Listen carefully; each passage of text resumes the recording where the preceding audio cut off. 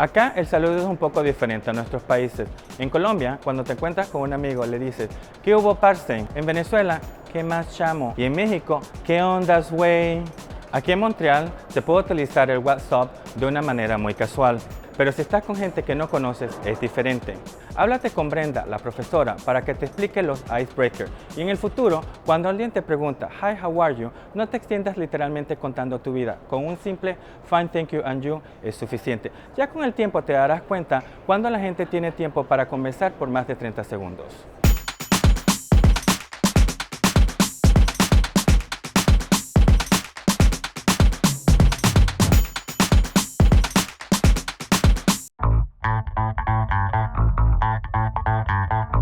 Brenda, ¿cuál es tu recomendación para hablar inglés? Sí, claro. So if you want to learn English, I have 3 words for you. Practice, practice, practice. Not only in the classroom, but also in your everyday life.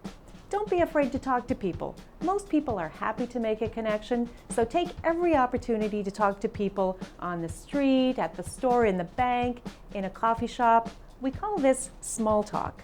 And even local people sometimes struggle with that. So you're going to need an icebreaker. ¿Y qué puedo decir? ¿De qué puedo hablar? Well, there's one icebreaker that's always going to work with Canadians, the weather. Canadians love to talk about the weather. Now, I know for Latin Americans, this may not seem like such a fascinating topic, but here in Canada, with our really extreme temperatures and the dramatic changes in weather, there's always something to talk about. For example, this past Christmas Eve, it was 17 degrees above zero with no snow. What? En serio! Of course, in Canada, like in Latin America, when you meet someone for the first time, there are certain topics that you'll want to avoid. Anything really sensitive or difficult, like religion, money, politica. But one topic that's sure to be safe, that everyone loves to talk about, is our national sport, hockey.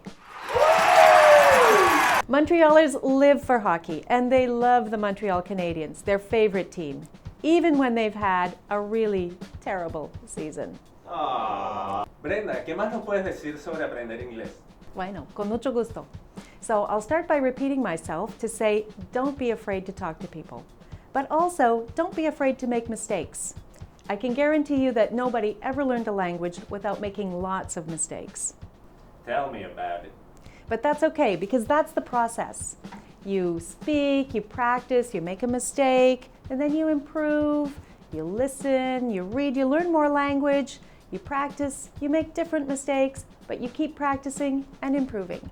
And that, in a nutshell, is how you learn a language.